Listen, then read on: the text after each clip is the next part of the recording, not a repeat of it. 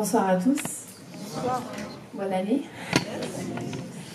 Donc, je ne sais pas si tout le monde me connaît ici. En fait, je m'appelle Amaya. Certains me suivent sur Facebook. Mon Facebook, c'est Amaya Sephora.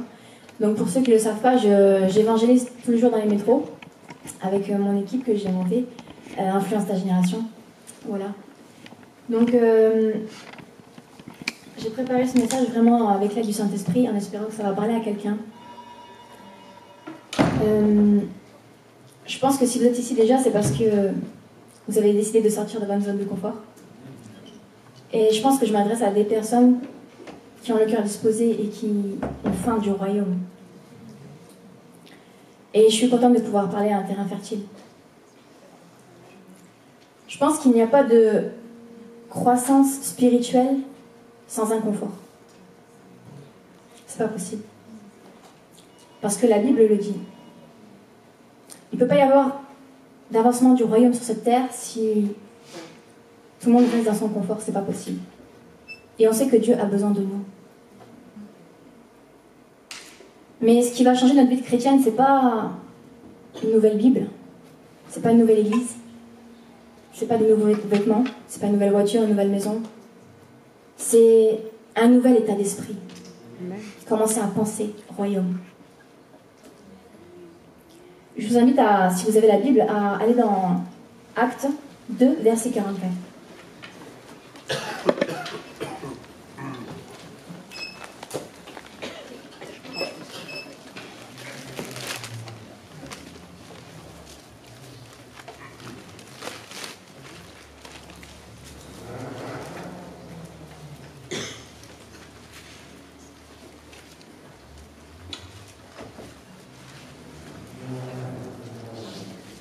Tous ceux qui croyaient étaient dans le même lieu, et ils avaient tout en commun.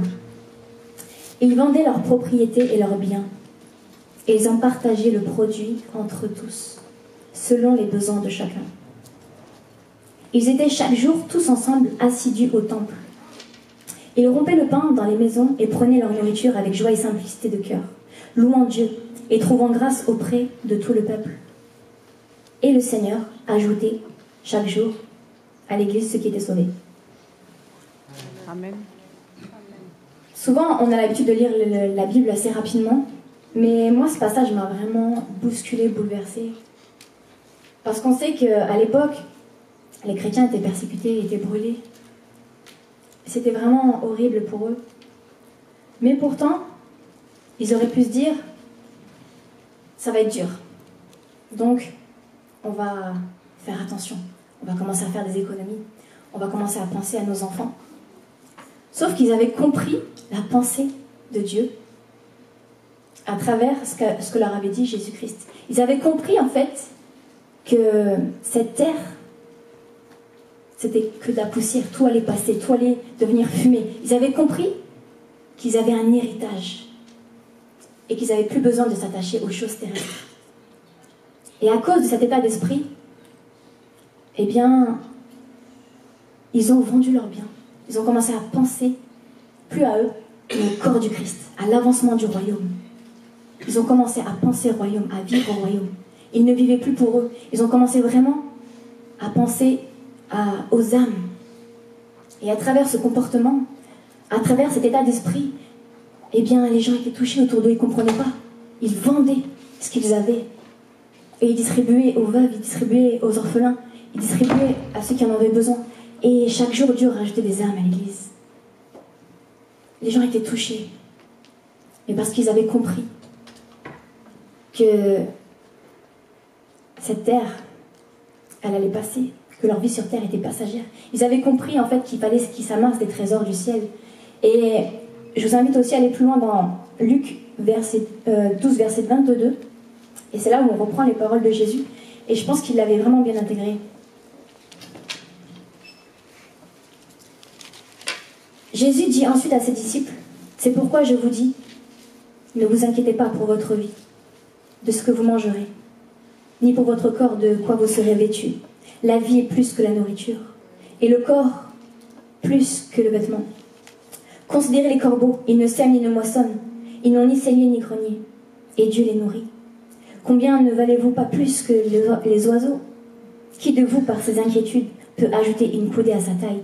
Si donc vous ne pouvez pas même la moindre chose, pourquoi vous inquiétez-vous du reste? Considérez comment croissent les lys. Ils ne travaillent ni ne filent. Cependant, je vous dis que Salomon même, dans toute sa gloire, n'a pas été vêtu comme l'un d'eux. Si Dieu revêt ainsi l'herbe qui est aujourd'hui dans les champs et qui demain sera jetée au four, à combien plus forte raison ne vous vêtira-t-il pas, gens de peu de foi? Et vous, ne cherchez pas ce que vous mangerez et ce que vous boirez. Et ne soyez pas inquiets, car toutes ces choses, ce sont les païens du monde qui les recherchent. Votre Père sait que vous en avez besoin.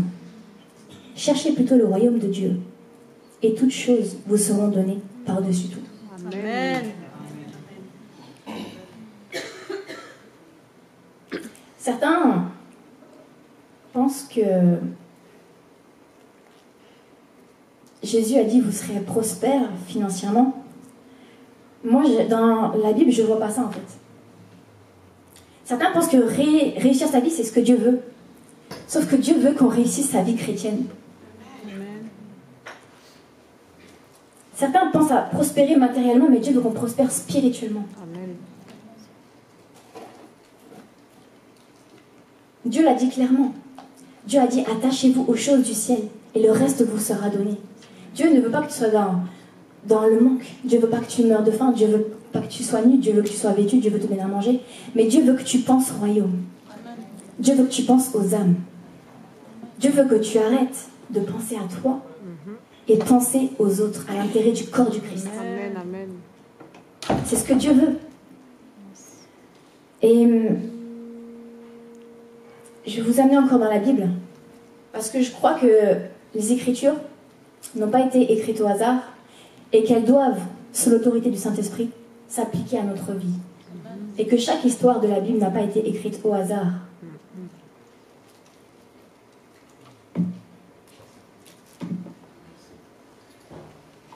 Dans Marc 11, verset 12, c'était Jésus avec ses disciples. Le lendemain, après qu'ils furent partis de Béthanie, Jésus eut faim, apercevant de loin un figuier qui avait des feuilles. Il alla voir s'il s'y trouverait quelque chose, et s'en étant approché, il ne trouva que des feuilles, car ce n'était pas la saison des figues. Prenant alors la parole, il lui dit que jamais personne ne mange de ton fruit. Et ses disciples l'entendirent. Plus loin, verset 20, le matin, en passant, les disciples virent que le figuier était séché jusqu'aux racines. Si vous lisez bien dans ce texte, on peut voir que Marc dit que ce n'était pas la saison des figues. Et pourtant, Jésus s'est mis en colère. On pourrait se dire, mais qu'est-ce qui s'est passé dans la tête de Jésus pour qu'il décide de maudire ce figuier qui n'avait pas de fruits, alors que c'était pas la saison? Vous êtes jamais posé la question? Moi, je me suis posé la question, j'ai recherché, j'ai fait des recherches, et en fait, le figuier est très intéressant. C'est que avant que les feuilles poussent, c'est d'abord le bourgeon du fruit qui pousse. Donc quand Jésus s'est approché du figuier, c'était le seul qui avait des feuilles. Les autres n'avaient pas de feuilles. Donc quand il s'est approché du figuier, il pensait y trouver du fruit. Parce que s'il y a des feuilles, automatiquement il y a du fruit. Et quand il s'est approché qu'il n'a pas vu de fruit, il s'est dit, mais c'est qu'une apparence en fait. Tu es arrivé à une certaine maturité, tu es grand, tu es fort, tu as un gros tronc, tu as maintenant des branches, tu as des feuilles, mais tu n'as pas de fruits. Tu occupes la terre inutilement. Et il a maudit. Heureusement que c'était un figuier. Mais je pense que ça n'a pas été écrit au hasard. Et que Dieu a voulu nous faire comprendre quelque chose.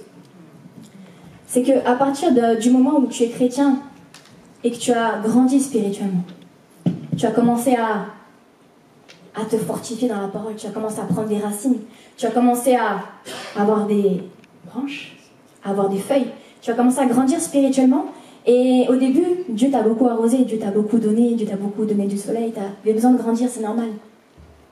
Un bébé demande beaucoup d'attention, mais au bout d'un moment donné, quand tu es fort, quand tu es prêt, quand tu es chrétien depuis quelques années, déjà, Dieu veut que tu commences à porter du fruit.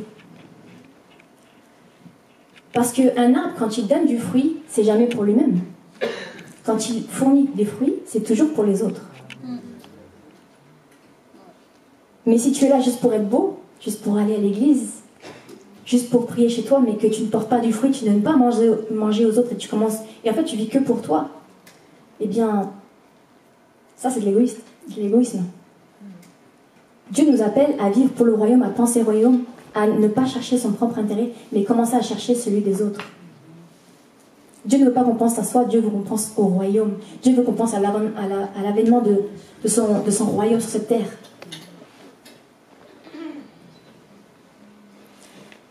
Vous savez, la vie chrétienne, si elle est plate, comme un cœur qui est mort, bah c'est qu'elle est morte. Un cœur qui bat, il fait comme ça. Vous voyez dans l'électrogramme. Mais un cœur qui ne bat plus, il fait ça. Et c'est pas normal d'être chrétien depuis des années et de se trouver confortable dans notre vie, de se trouver vraiment à l'aise. La vie chrétienne nous plaît, on est bien, on a notre petite église, on a nos petites attaques de temps en temps. Moi, je vois pas ça dans l'évangile. Moi, je vois pas ça dans la Bible. La vie chrétienne doit être ponctuée de visitation, de révélation et de pas de foi. C'est ça.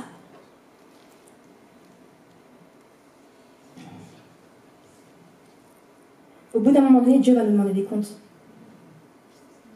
Vous savez, moi, j'ai 2 enfants pour ceux qui ne le savent pas. J'ai ma fille qui a 4 ans, mon fils qui a 9 ans. Et ma fille, elle est toujours en demande. Maman, je veux ci, maman, je veux ça. Donne-moi ci, donne-moi ça. Je l'aime. Mais qu'est-ce qu'elle est égoïste. Pourtant, je l'aime. C'est mon bébé. Et un jour, j'étais malade et ma fille n'avait rien à faire. Et je la comprends, elle est immature. Elle ne comprend pas ces choses. Elle ne sait pas. J'étais malade, j'étais allongée et puis elle montait sur moi. « Maman, je veux ci, je veux ça !» Et mon fils qui est plus grand, il m'a dit « Maman, t'es malade? Viens, je te mets un coussin sous ta tête. Tu veux un thé ?» Pourquoi? Parce qu'il est grand, il commence à grandir, à prendre la maturité. Il commence à comprendre que j'ai besoin aussi de lui et que je ne peux pas être toujours au taquet. Eh bien, c'est la même chose pour nous. On est là, on réclame. Seigneur, fais ci pour moi. Seigneur, fais ça. Bénis-moi. Bénis-moi, je veux recevoir. Je veux recevoir, je veux ci, je veux ça. Je veux de l'argent. Je veux un mari, je veux une femme. Je veux ci, je veux ça. Je veux monter, je veux devenir pasteur, je veux... Ok. Mais qu'est-ce que moi je veux? Est-ce que tu t'es déjà demandé qu'est-ce que Dieu veut? Est-ce que tu t'es déjà mis dans ta salle de prière ou dans ta chambre, chez toi, tu t'es dit, Seigneur, aujourd'hui, je ne vais rien te demander. Je veux simplement être dans ta présence. Seigneur, qu'est-ce que tu veux me dire aujourd'hui? C'est quoi? Qu'est-ce que tu veux que je fasse pour toi aujourd'hui? Qu'est-ce que toi, tu as besoin?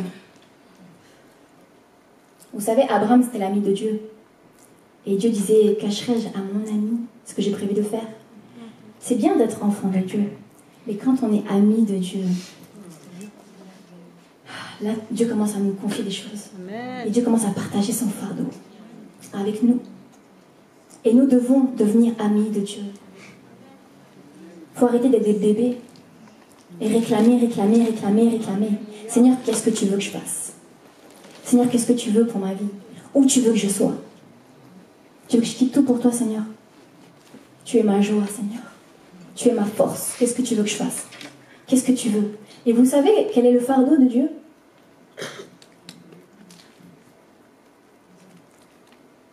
C'est que tu aies beaucoup d'argent. Non, je rigole. C'est pas que tu te maries, c'est pas ça son fardeau. Dieu veut le bonheur pour toi.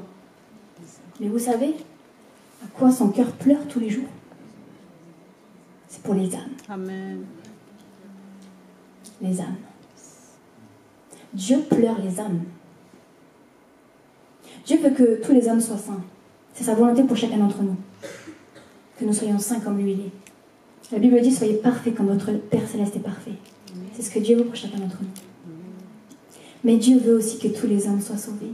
Son fardeau, c'est les âmes. C'est ça son fardeau. Et quand on aime quelqu'un, on partage sa douleur. Si vous aimez Dieu, vous devez partager sa douleur. Vous savez, quand un enfant se blesse, pour les parents qui sont là, on a tellement envie de prendre la douleur et de la garder pour nous. Non, je veux pas que tu te fasses mal. je voudrais que ce soit moi qui prenne la douleur, c'est ça. Les maris qui aiment leur femme comme Christ a aimé l'Église. Donc tous les maris, normalement. Quand une femme va accoucher, il est là, il panique. Non, ça va, vas-y, pousse, pousse. Il se sent pas bien, il a mal pour sa femme, il sait pas quoi faire. Il compatit, il aimerait prendre un peu de sa douleur, c'est ça. Partager le fardeau. Et nous devons tous partager le fardeau de Dieu. Nous devons commencer à ne plus être égoïstes et commencer à se dire qu'on a un papa qui pleure les âmes perdues. Il pleure les âmes perdues. Vous savez, il y a l'INSEE en 2017, il y a eu 603 000 décès en France. Ça fait 1792 par jour. 1792 personnes sont mortes en France en 2017, selon l'INSEE. Ça fait beaucoup. Ça fait beaucoup. Et peut-être que Dieu t'avait parlé d'un projet, de quelque chose. Peut-être que Dieu t'avait appelé dans un endroit. Mais tu n'y étais pas. Et peut-être qu'à cet endroit-là, tu aurais touché une personne en particulier, mais toi, tu t'es préoccupé à ces affaires de ce monde, à t'affairer à ce monde, à penser au ménage, comme Marthe, aux affaires. Non, mais j'ai pas le temps, je dois faire ci, je dois faire ça. Peut-être que tu pensais à prévoir ton voyage. Parce qu'il y a beaucoup de chrétiens aujourd'hui, ça me fait beaucoup de peine. Ils sont des touristes sur cette terre. Ils passent leur temps à voyager. Et puis mettre les photos sur Facebook. Regardez, je suis allée là. Et pendant ce temps, les âmes vont en enfer chaque jour. Chaque jour. Chaque jour, de temps en temps, ils vont à l'église, ils font leur petit service, mais ils ne font pas plus, il ne faut pas leur demander plus. Il y a des besoins à l'église, mais ils n'ont pas envie. Il ne faut pas les déranger dans leur confort. Des chrétiens qui passent leur temps à aller au restaurant, tous les soirs, les week-ends, ils font des sorties, mais ils ne pensent pas au royaume, ils ne pensent pas aux âmes. Ils vivent que pour eux. Moi, j'en suis sûre que Dieu, il doit faire comme ça. Mais tu vois pas le texte? Tu vois pas les évangiles? Ok, c'est bien, tu as un beau témoignage, tu as une vie pieuse, mais le livre des Actes et l'histoire de l'Église nous dit que l'évangile, c'est parler franchement de Jésus-Christ. Alors, tous ne sont pas apôtres, tous ne sont pas pasteurs. Tu n'es pas forcément appelé à ça, mais peut-être qu'il y aura des choses que Dieu va te demander. Peut-être qu'à toi, Dieu va te demander de quitter ton travail. Peut-être que Dieu va te demander de fonder quelque chose. Peut-être que Dieu va te demander d'aller travailler avec les enfants. Tu sais qu'il y a des besoins à l'église. Peut-être que Dieu va te demander d'être à la SNO, de commencer à apprendre. Peut-être que Dieu va te demander de quitter la France et d'aller au Japon. Il faudra que tu commences à apprendre le japonais ou même l'anglais. Peut-être que Dieu va te demander de partir à un endroit. Dieu a mis quelque chose dans ton cœur.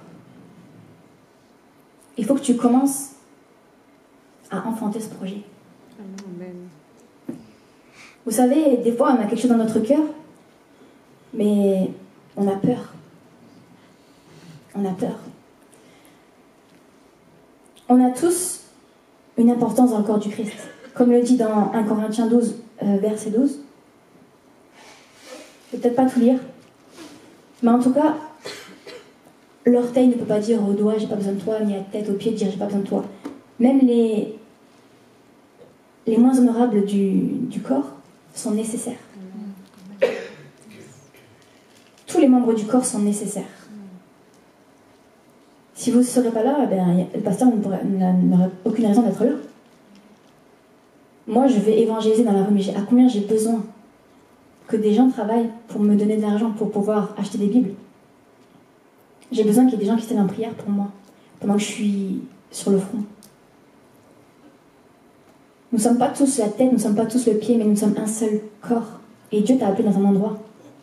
Vous êtes tous le corps du Christ. Et vous êtes ses membres, chacun pour sa part. Dieu a mis des trésors en toi. Dieu a mis des choses en toi, des capacités en toi, qui demandent simplement à être activées.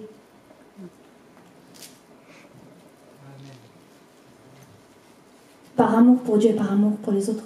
Dans Philippiens 2,4, la Bible dit que chacun d'entre vous, au lieu de considérer ses propres intérêts, considère aussi ceux des autres. Quand on aime Dieu, on doit aimer les autres. On ne peut pas aimer les autres, on ne peut pas dire qu'on aime Dieu, mais haïr son prochain. Mais être indifférent, je ne sais pas si c'est pas pareil finalement. Être indifférent. Tu sais qu'il y a beaucoup de demandes dans l'église, par exemple. Il manque des gens pour certaines tâches. Est-ce que tu t'es déjà dit, il faudrait peut-être que je vois s'ils ont besoin?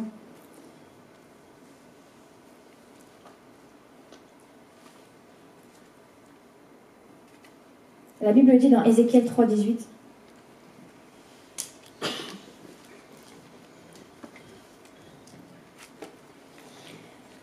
Quand je dirai au méchant, tu mourras, si tu ne l'avertis pas, si tu ne parles pas pour détourner le méchant de sa mauvaise voie et pour lui sauver la vie, ce méchant mourra dans son iniquité, et je redemanderai son sang. »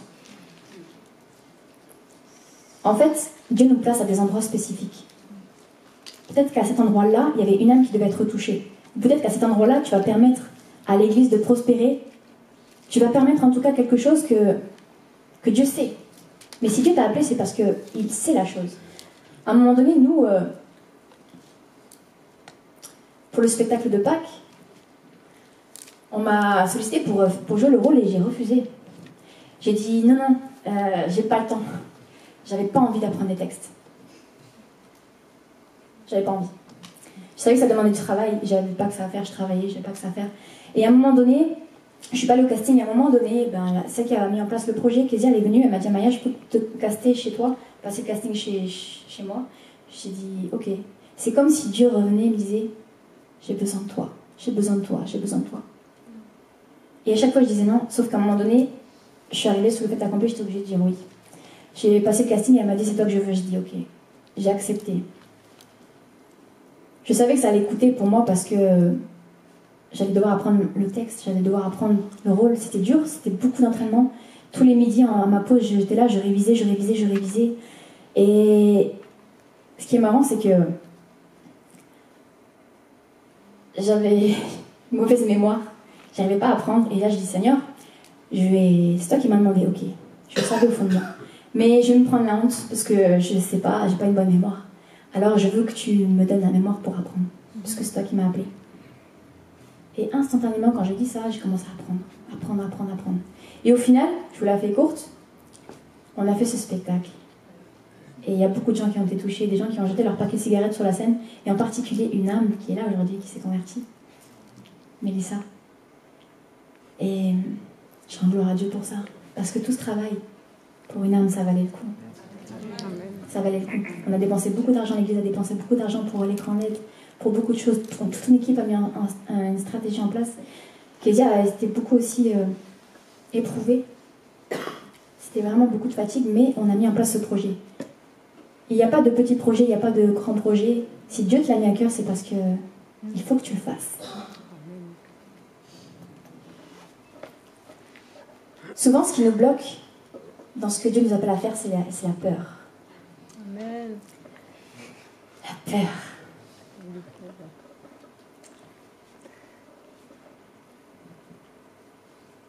Et vous savez, les hommes de Dieu dans la Bible avaient tous peur. C'est normal. On va lire ensemble, si vous voulez, dans Exode 3, verset 10. Quand Moïse est tranquille avec son troupeau, 40 ans après, Dieu lui parle. Il dit maintenant, va, je t'enverrai auprès de Pharaon, et tu feras sortir d'Égypte mon peuple, les enfants d'Israël. Moïse dit à Dieu, qui suis-je pour aller vers Pharaon et pour faire sortir d'Égypte les enfants d'Israël? Dieu dit, je serai avec toi. En fait, parfois on se dit, mais qui suis-je moi pour aller à un endroit? On se sent incapable. On se sent pas à la hauteur. Et c'est souvent ce qui arrive quand Dieu nous demande quelque chose. Et en général, quand tu ne te sens pas capable, c'est parce qu'il faut que tu y ailles, c'est parce que Dieu t'a appelé. Quand tu sais que Dieu t'a mis quelque chose à cœur, mais tu ne te sens pas capable, eh bien, c'est pour que tu dis, je suis complètement dépendant de Dieu et Dieu sera capable pour moi. Moïse, il savait qu'il était incapable. Et Dieu lui a dit, je serai avec toi. Si Dieu t'a appelé, il t'a mandaté, et il t'a équipé. Amen. Si Dieu t'a donné une vision, il va te donner la provision. C'est comme ça. Vous savez, quand moi, Dieu m'a dit, tu vas aller évangéliser, tu vas aller dans les métros, je lui ai dit, non, pas moi. Non. Tu as regardé mon passé? Je ne suis pas crédible, Seigneur. Tu as regardé qui je suis, ma situation financière, ma situation familiale? Je ne peux pas. pourquoi moi? Envoie quelqu'un d'autre. C'est ce que je lui ai dit.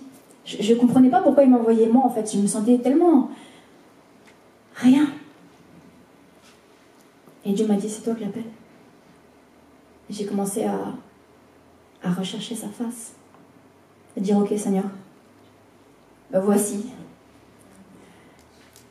J'ai décidé de passer ce pas de foi, en fait. Et quand je me retrouve dans les métros, le premier jour que j'y suis allée, je suis arrivée, je ne savais pas encore ce que j'allais dire. Et je savais pas, j'avais rien préparé. Je vais dans les métros et je commence à ouvrir la bouche. Et là, Dieu l'a rempli. Et là, j'ai commencé à parler. Et je vois les gens qui sont comme ça, dans le métro, qui me regardent. Je vois des gens qui pleurent. Je vois des gens qui disent merci. Je vois des gens qui me disent, mais j'avais fait une prière et c'est un signe pour moi. Je vois des gens qui sont libérés de démons. Moi? Non. Le Saint-Esprit en moi. Amen. Je puis tout par celui qui me fortifie. Amen. Le Saint-Esprit veut faire en vous des exploits, mais la seule chose qu'il vous demande, c'est votre obéissance. Amen. Vous savez ce qu'il fait, le Saint-Esprit? Malheureusement, il passe dans toutes les rues de Paris, banlieue, toute la France, toute la terre. Il ne trouve personne. Qui enverrai-je? Qui enverrai-je? Vous imaginez que même à l'époque de Noé, il n'y avait qu'une seule personne, Noé. Et aujourd'hui, il y a très peu de personnes, très peu d'ouvriers. Paul disait, priez pour qu'il y ait des ouvriers. Priez. Il y en a très peu. Les gens vivent pour eux, les gens vivent plus pour le corps du Christ. Les gens ont délaissé, les gens vivent pour eux-mêmes, les gens vivent pour la consommation. Les gens économisent leur argent, maintenant c'est même plus pour donner. C'est pour leur dernier iPhone. C'est pour leur construire leur maison. Et ils travaillent, ils n'ont même pas le temps de prier, même pas le temps de penser. Ils pensent qu'à critiquer, qu'à parler mal. C'est pas ce que je lis, moi, dans Actes des Apôtres. Les gens, ils disaient pas que leur bien leur appartenait. Ils vendaient pour tout le monde. Prenez, c'est pas à moi. On s'en fiche, on a une récompense qui nous attend au ciel. Ils pensaient au royaume. On doit avoir cet état d'esprit de se dire, on s'en fiche de cette vie sur terre. Quand tu as cette pensée-là, tu te dis, je pense au royaume. Je pense à Dieu, qu'est-ce qu'il a envie. Je pense aux âmes, je pense au corps du Christ, à bénir. Eh bien, Dieu te bénit. Vous savez, moi, quand j'ai commencé à rentrer dans mon appel, je me disais, mais comment je vais faire? C'est la grande question. Comment tu vas faire financièrement? Bizarrement, Dieu me bénit dans les moindres détails. C'est incroyable. Quand on rentre dans la volonté de Dieu, Dieu pourvoit toujours. Dieu enverra un poisson avec une pièce dedans. Je vous assure. J'ai des amis qui sont arrivés en Israël, ils n'avaient rien, Dieu leur a dit pas en Israël, ils ont trouvé un billet par terre. La dernière fois, j'avais pas d'argent pour mon passe Navigo. Il me manquait 6 euros, quelque chose comme ça, je ne me rappelle plus, j'avais témoigné. L'argent est apparu dans mon porte-monnaie. Moi, je pense que si Jésus est ressuscité des morts, je pense qu'il peut très bien faire apparaître de l'argent dans mon porte-monnaie. Je pense même qu'il peut faire apparaître de l'argent dans mon compte en banque, c'est ce qui m'est arrivé une fois. Une fois, vous savez, je ne sais pas si vous connaissez EMCI TV, j'aime beaucoup cette émission. Ils avaient besoin de 1000 visionnaires, 1000 euros, pour étendre l'évangile dans le monde entier. J'ai dit, je veux cet argent. Seigneur, si tu me donnes 1000 euros, je leur donnerai. J'avais pas d'argent. J'ai dit, Seigneur, je veux pas payer en plusieurs fois. Tu me connais, on ne veut pas. Je veux que tu me donnes l'argent cash et je leur donnerai. Et j'ai fait cette prière, mais je l'ai oubliée. Une semaine après, le triple sur mon compte.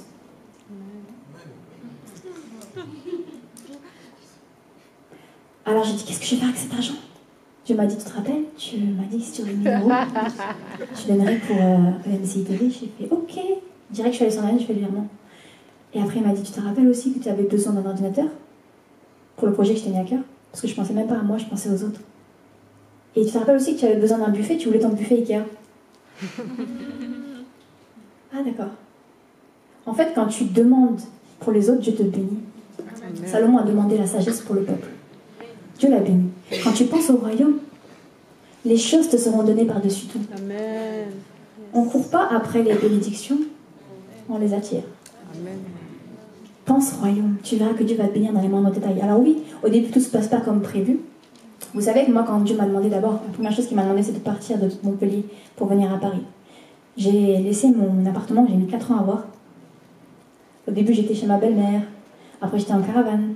Vous savez, en général, les vies brisées, Dieu fait un bon recyclage avec.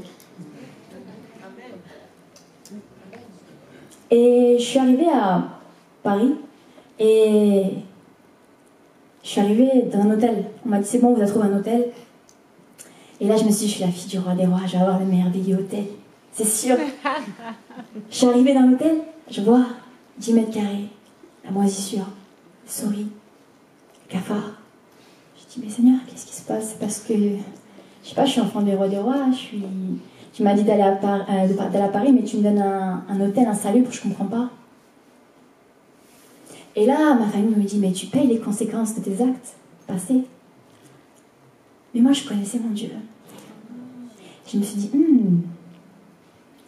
si je passe par cette souffrance, entre guillemets, c'est parce qu'il y a des choses glorieuses pour moi. Amen. Alors, j'écoutais pas ce qu'on me disait. Je dis, non, il m'a dit de venir à Paris. C'est pas un Dieu qui punit, c'est un Dieu qui aime. Il est passionné, il nous aime tellement, il nous donne toujours une chance, une seconde chance, une seconde chance.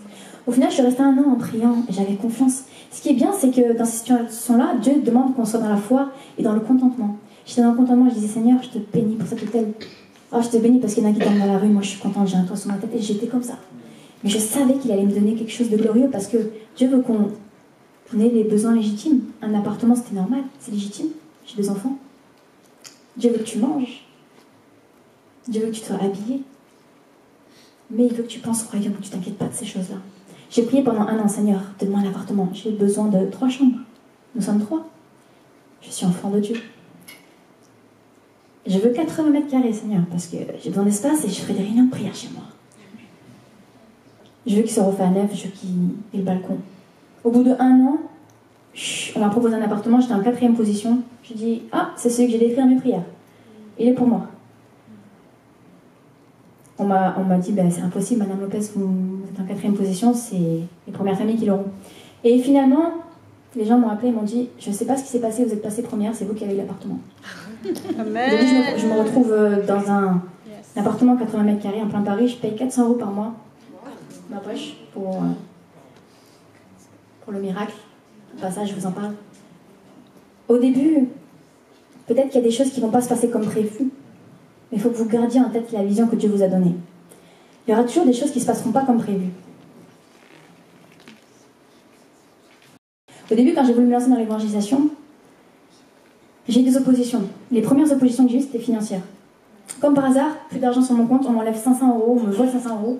J'étais victime d'un hameçonnage, pour ceux qui connaissent. Ensuite, c'était quoi? Alors j'ai acheté un ordinateur et je me suis fait arnaquer. Donc 2 d'un coup, je ne comprenais pas pourquoi. Je me dis, waouh, qu'est-ce qui se passe?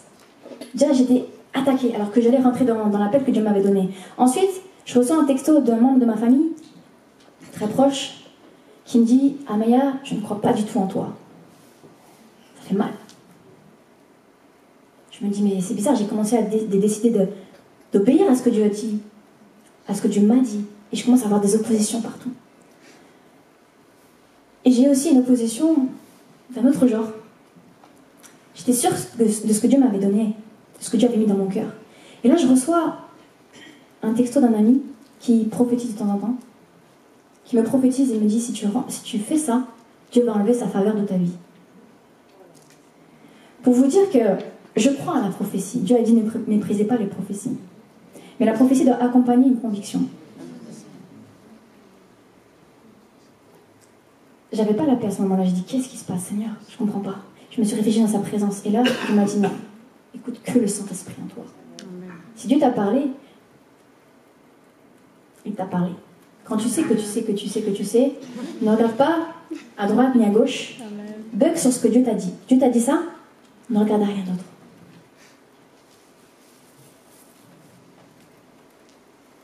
Peut-être que c'est ta famille qui ne te croit pas capable. Vous savez, le roi David, avant d'être roi, il gardait les troupeaux. Et quand le prophète Samuel devait venir dans la famille d'Isaïe, donc le père de David, pour trouver un roi qui succéderait à Saül, le père de David l'a même pas appelé. Il a mis tous ses fils. Et là, Samuel, il a regardé l'apparence, il a dit, ça doit être lui. en parlant du grand frère de David. Mais Dieu lui a parlé, il lui a dit non. L'homme regarde à ce qui frappe à l'apparence, à l'œil, mais Dieu regarde au cœur. Amen. D'accord. Tu n'as pas un autre fils? Si, mais il est en train de garder le troupeau, c'est le plus jeune frère. Amène-le-moi. Dieu avait choisi David. Peut-être que ta famille te considère pas, et peut-être que par rapport à ça, tu te dis non, mais je suis pas capable. Ma famille me méprise, et tu rentres ces mensonges dans ton cœur et tu te dis non, je serai pas capable. Ma famille ne croyait pas en moi, pourtant chrétien. Mais la bonne nouvelle, c'est que même Jésus était méprisé dans sa maison. Il a dit, un prophète n'est méprisé que dans sa maison, dans sa patrie. Donc ne regarde à personne, à rien. Regarde que sur Dieu, concentre-toi sur ce que Dieu t'a mis. Peut-être que tu as déjà essayé, mais que tu as eu un échec dans ta vie. Et tu t'es dit, maintenant je ne veux plus prendre le risque. Non, non, non.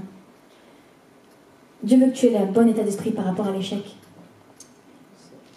La Bible dit que dans Romains 8, verset 28, nous savons que du reste, que toute chose concourt au bien de ceux qui aiment Dieu, de ceux qui sont appelés selon son dessein. Je vais vous parler d'un homme qui s'appelle George Verwer. C'est un missionnaire, un grand missionnaire. Il a écrit plusieurs livres. Vous savez ce qui s'est passé? C'est qu'avant qu'il crée l'opération mobilisation, je vous en parlerai tout de suite, il avait décidé, il était en Espagne, il avait décidé, c'est un anglais, il avait décidé d'apprendre le russe pour aller en Russie évangéliser. Il avait rempli sa voiture d'évangile en russe. Il est allé, il avait ce projet à cœur, il est allé. Et ce qui s'est passé, c'est que la police l'a arrêté. Il a mis les menottes, il l'a accompagné à la frontière. Il croyait que c'était des espions russes, des espions anglais. Et il s'est dit que c'était un total échec. Des fois, on ne comprend pas, il y a des échecs comme ça. Tout ne se passe pas comme prévu et on rate le plan A. Mais la bonne nouvelle, c'est que quand on rate le plan A, c'est qu'il y a un plan B. Toujours. Et cet homme-là, à travers cet échec, il y a une autre vision qui est née, encore plus grande. La vision de Opération Mobilisation. Pour ceux qui ne savent pas, c'est un organisme missionnaire international qui travaille dans plus de 110 pays. C'est un grand organisme. Dieu n'en a pas fini avec toi. Il faut juste que tu aies cette bon état d'esprit. De te dire, toute chose concourt au bien de ceux qui aiment Dieu. Et même si tu as raté le plan A, il y a toujours une issue de secours. Continue, persévère.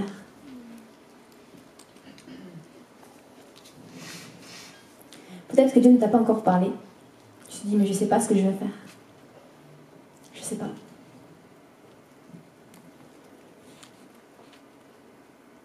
Dans Acte 13, verset 2, on lit, pendant qu'ils servaient le Seigneur dans leur ministère et qu'ils jeûnaient, le Saint-Esprit dit, mettez-moi à part Barnabas et Saul pour l'œuvre à laquelle je les ai appelés.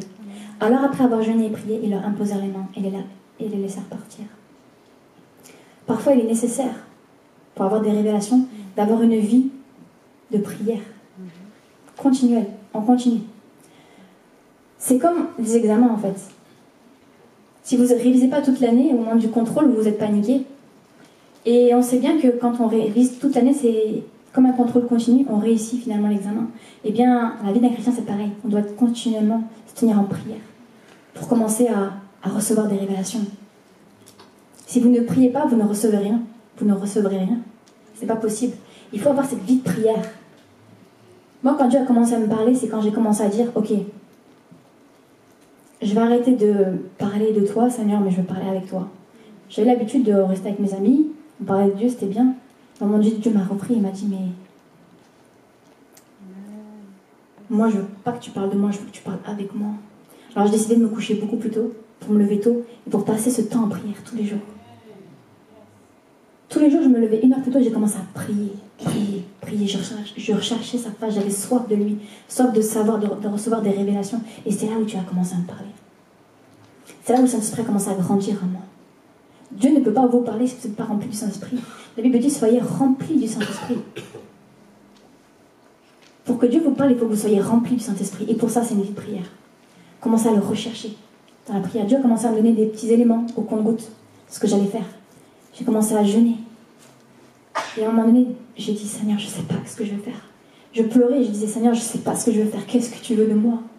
Je suis bonne à rien, je sais pas où je dois aller, je sais pas ce que je dois faire, qu'est-ce que tu veux. Je savais pas du tout où j'en étais. Je savais que là où j'étais pas à ma place, mais je savais pas ce que Dieu voulait pour ma vie. Je ne savais pas du tout. Mais vraiment, j'avais pas la moindre idée. Et Dieu m'a parlé, Dieu m'a dit, fais un jeûne. C'est ce que Dieu m'a dit. Fais un jeûne. Et quand on lit dans Acte 13, verset 2, on dit pendant qu'ils étaient en jeûne et en prière. Quand on veut savoir une direction de notre vie, il faut commencer à prendre les choses au sérieux. Et Jésus n'a pas dit, si vous jeûnez, non. Dieu a dit, lorsque vous jeûnez. Le jeûne doit faire partie intégrante de la vie d'un chrétien. Dans le jeûne, il y a une puissance. Dans le jeûne, il y a une puissance. Dieu m'a parlé, et le 21e jour, parce que j'avais fait un jeûne de Daniel, j'avais l'habitude de faire des jeûnes à sec, mais là, cette fois-ci, Dieu m'a dit, jeûne de Daniel. Alors, je mangeais que des fruits et des légumes, mais c'est selon vraiment ce que Dieu vous met à cœur. Mais il y a une puissance dans le jeûne, il ne faut vraiment pas négliger ça. Amen. Dieu m'a dit, jeûne, et le 21e jour, il m'a dit, déjà, c'est pas là que je te veux. Ok, ce qui est bien avec Dieu, c'est qu'il t'aime toujours au compte-gouttes, et je savais pas ce que j'allais faire. Ok, tu me veux pas là, parce que j'étais dans le service de la louange. Pourtant, voilà, j'étais bien, je me disais, je suis touchée quand tu chantes et tout, mais c'était pas là que Dieu me voulait. Et au fur et à mesure, j'ai continué, il commençait à me donner quelques éléments de ma vie, de ce que j'allais faire, quelques pièces du puzzle. Et j'ai continué à jeûner, j'ai continué à prier. Et c'est là où mes yeux se sont ouverts. Certains cherchent une pointe de fraîcheur, des révélations, des paroles prophétiques, et vont de conférence en conférence. Il vaut mieux que tu recherches le Saint-Esprit, Amen. sa présence. C'est pas un homme qui va te donner la présence du Saint-Esprit, c'est toi-même quand tu vas le chercher dans ta chambre, tu t'enfermes. Il va grandir en toi. Il va grandir en toi, il va donner des révélations. Il va te parler. Il va te parler, il va te dire ce que tu dois faire.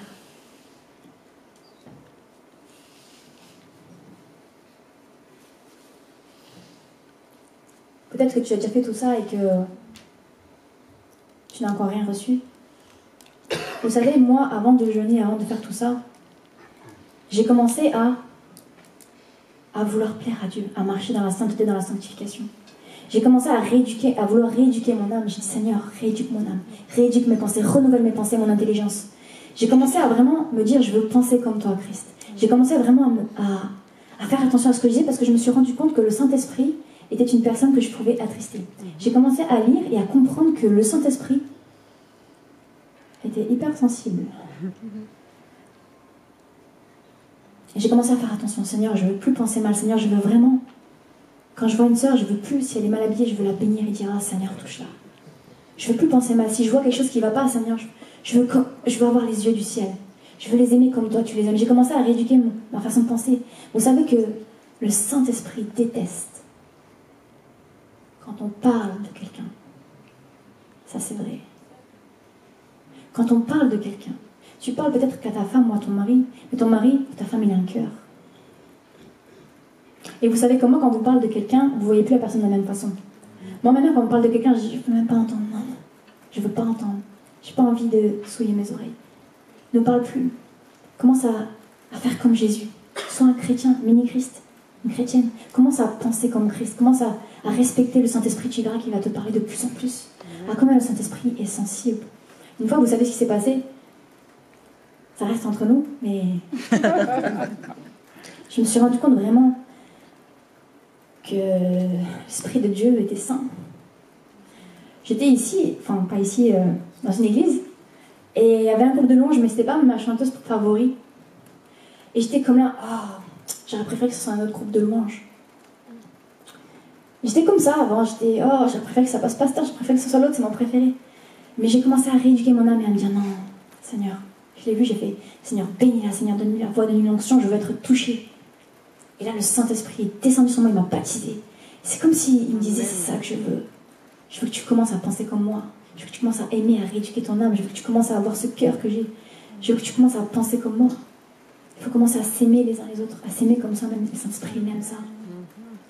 Je vais raconter une autre histoire aussi, c'est que j'en avais tellement marre de pleurer. Quand je recevais la présence du Saint-Esprit, j'étais toujours en pleurs et c'était ma façon de m'exprimer, c'était comme ça. Quand je recevais le Saint-Esprit, je pleurais. Et à un moment donné, j'en avais marre parce que mon maquillage coulait. Alors, je retenais le Saint-Esprit. Je le retenais. Je fais, Non, non, Saint-Esprit, non. J'ai pas envie de pleurer. Et vous savez ce qui s'est passé? Pendant plusieurs mois, il m'a plus visité. Le Saint-Esprit est hyper sensible. Hyper sensible. Après, j'ai demandé pardon, j'ai dit Saint-Esprit, viens, je peux pleurer.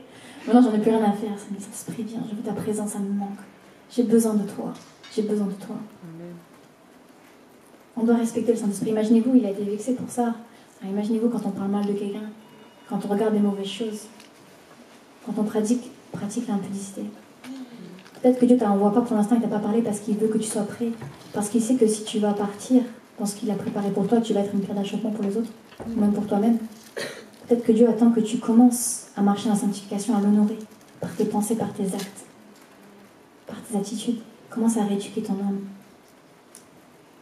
Et penser comme Christ. Et le Saint-Esprit va grandir en toi.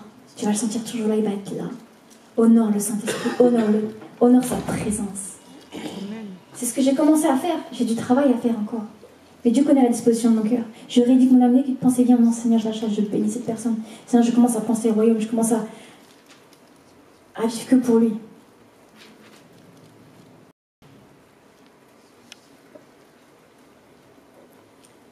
J'ai commencé aussi à arrêter Facebook. Alors oui, je suis sur Facebook. C'est pour influencer les jeunes, pour influencer les personnes qui sont encore dessus, mais Dieu m'a demandé de me retirer de Facebook. Dieu m'a demandé de me retirer des réseaux sociaux. Et pendant toutes ces années, tout ce temps, vous savez qu'un Français passe en moyenne 1h20 sur les réseaux sociaux. Je vous garantis que si vous passez 1h20 plutôt dans la prière, vous allez faire un bon spirituellement. Vous allez recevoir des choses. Alors c'est bien Facebook, mais il y a beaucoup de choses qui sont mauvaises dessus. Je préfère qu'on passe du temps avec lui, dans sa présence. Juste honorer le Saint-Esprit. Vous savez, je ne sais pas si vous l'avez déjà fait, à chaque fois que j'adore le Saint-Esprit vient et descend sur moi. Le Saint-Esprit va grandir en vous. Il va vous mettre ses projets. Mais il est temps que vous soyez prêts. N'attendez pas d'avoir une parole de prophétie. N'attendez pas d'avoir un signe. C'est le Saint-Esprit qui va vous convaincre. Vous savez, moi, à un moment donné, je suis allée en Israël. Et je priais depuis des mois et des mois. Je dis, Seigneur, je veux te voir. Jésus, je veux te voir. J'aimais tellement Jésus que je voulais le voir. Je sais que vous aimez Jésus. À combien de fois on aurait envie de le voir et de le serrer dans nos bras? J'aimais tellement Jésus. Je dis, Jésus, je veux te voir. Et je priais comme ça pendant des mois. Et je savais que j'allais en Israël à un moment donné. Et je dis, Seigneur, je veux te voir en Israël là-bas. À Jérusalem, je veux te voir, je veux te voir. Et ce qui s'est passé, c'est que chaque matin, quand j'étais à Jérusalem, l'hôtel était sur le mont des Oliviers. Et chaque matin, je me levais à 4 heures. Et je dis, Seigneur, je veux te voir. Et je priais, je voyais tout Jérusalem, c'était beau. Et je priais. Et à un moment donné, la dernière nuit, je ne l'avais toujours pas vu. Et j'ai décidé de passer toute la nuit à veiller, à attendre de voir Dieu. Et ce qui s'est passé, c'est que je ne l'ai pas vu. Mais j'étais comme ça, aux aguets. Et dès qu'il y avait quelque chose, Jésus. Sauf qu'il n'est pas venu, je suis sûre qu'il devait rigoler dans le ciel. Et je l'attendais vraiment, j'ai décidé de tendu, moi je veux te voir. Et à un moment donné, j'avais envie d'aller aux toilettes, je suis rentrée dans l'hôtel. Et là, je vois le gardien de la sécurité. Et il me dit, venez, tout ça. Je dis, non, je dois prier en anglais, tout ça. Et il me dit, ah, vous pouvez prier pour moi? Je dis, oui, bien sûr. Et je m'approche de lui. Et je prie pour lui, je prends sa main. Et là, j'entends dans mon esprit addiction. Et lui, il ne comprenait pas le français. Et je commence à maudire l'addiction. Addiction, je te maudis au nom de Jésus. Et là, cet homme a fait un bruit comme ça. Un geste. Et après, j'ai invité le Saint-Esprit à descendre sur lui. Le Saint-Esprit est descendu sur lui. Et il faisait comme ça. À la fin de ma prière, il a ouvert les yeux. Et il m'a crié, je suis libre. En anglais, I'm free. I'm free. Et son visage m'a donné une joie. Je me suis dit, waouh. Waouh. C'est moi qui fais ça. Et là, j'avais le sourire jusqu'aux oreilles. Et là, je suis repartie sur ma petite montagne, sur le mont des Oliviers, toute contente. Et là, le Saint-Esprit m'a parlé, m'a dit, ne cherche pas à me voir. Ne cherche pas à voir Jésus. Ne cherche pas à voir des signes. Cherche le Saint-Esprit, chéris-le. La Bible dit que Dieu chérit l'Esprit qu'il a mis en nous. Chéris le Saint-Esprit, tu vas voir qu'il va te parler. Tu n'auras pas besoin d'aller voir quelqu'un Tu n'auras pas besoin de conseils à droite, à gauche. Tu auras simplement besoin du Saint-Esprit. Et c'est lui qui va te diriger dans tout ce que tu dois faire. C'est lui qui va te confirmer si tu dois aller là, si tu dois aller là, ce que tu dois faire. Chéris le Saint-Esprit qui est en toi. La Bible dit qu'il met en nous le vouloir et le faire. Amen. Mais chéris-le. Ne demande pas à Dieu qui t'accompagne dans tes projets. C'est pas ça. Demande à Dieu qu'est-ce que tu veux pour ma vie. Amen.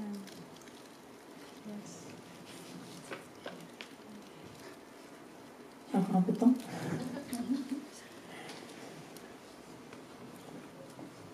Il faut se lancer par la foi. Vous savez, Moïse, il n'avait aucune certitude de ce qui allait se passer. Pourtant, il l'a fait. Il faut se lancer. Si tu ne te lances pas, tu ne verras jamais. Tu ne sauras jamais.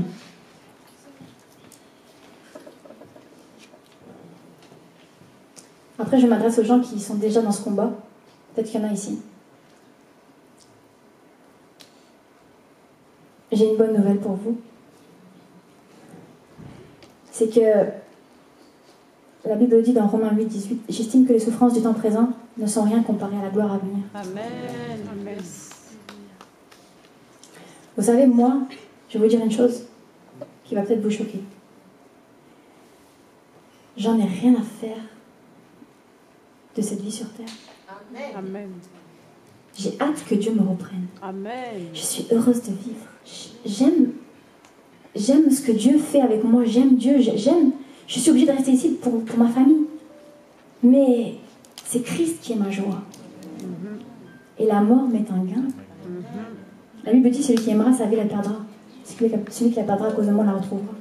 Moi, j'ai hâte d'aller au ciel voir Jésus. Parce que mon espérance, elle n'est pas ici. Mon espérance, elle est au ciel. Amen.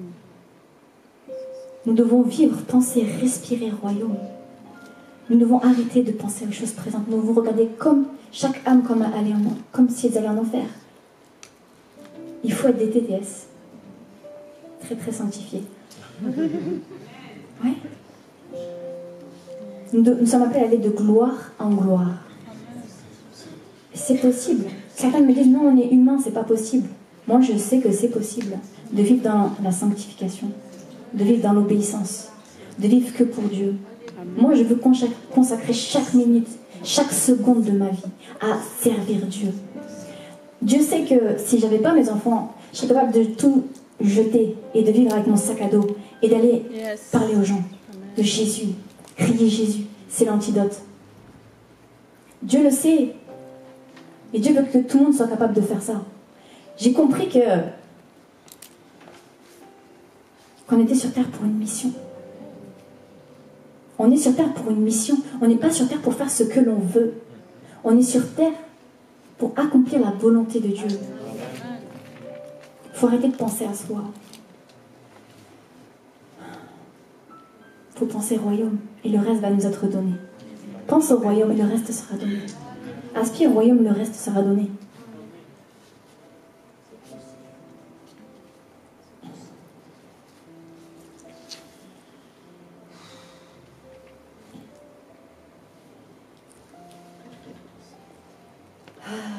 Je vais terminer sur un verset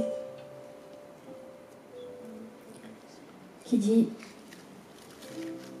deux versets, pardon. Dans 2 Corinthiens 5,10, il est écrit, car il nous faut comparaître devant le tribunal de Christ afin que chacun reçoive selon le bien ou le mal qu'il aura fait étant dans son corps. Donc en fait, tout ce que vous faites sur terre, ça a un impact au ciel. Vos œuvres seront pesées. Et chacun recevra selon ce qu'il a fait sur terre. Les récompenses dépendent de ce qu'on en a fait sur terre. Alors on a tous l'héritage en Christ, ça c'est une garantie, c'est le salut. Mais on n'aura pas tous les mêmes récompenses. Jésus a dit cherchez les récompenses qui sont inépuisables, celles qui sont au ciel. Ne cherchez pas à vous enrichir sur cette terre. Certains seront appelés à s'enrichir, mais ce sera pour le royaume. C'est une exception. Parce que moi, c'est pas ce que je lis dans les évangiles. Il y a des exceptions. On doit aspirer aux trésors qui sont inépuisables.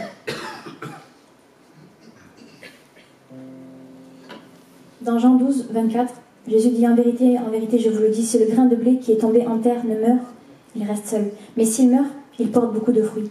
Celui qui aimera sa vie la perdra, et celui qui haït sa vie de ce monde la conservera pour la vie éternelle. Si quelqu'un me sert, qu'il me suive, et là où je suis, là aussi sera mon serviteur. Si quelqu'un me sert, le Père l'honorera. Si tu veux porter du fruit, il faut que tu meurs. Il faut que tu meurs à toi-même.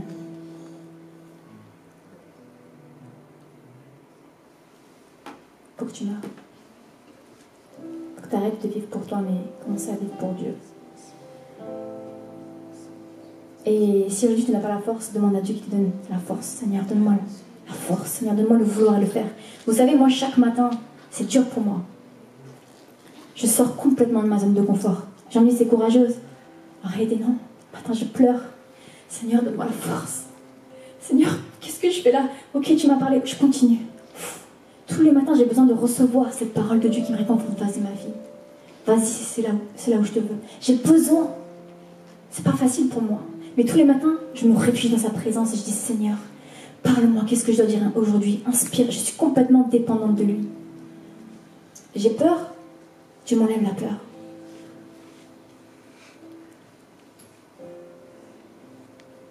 Dieu est là. Dieu est là. Et Dieu m'accompagne, Dieu me dit, vas-y, vas-y.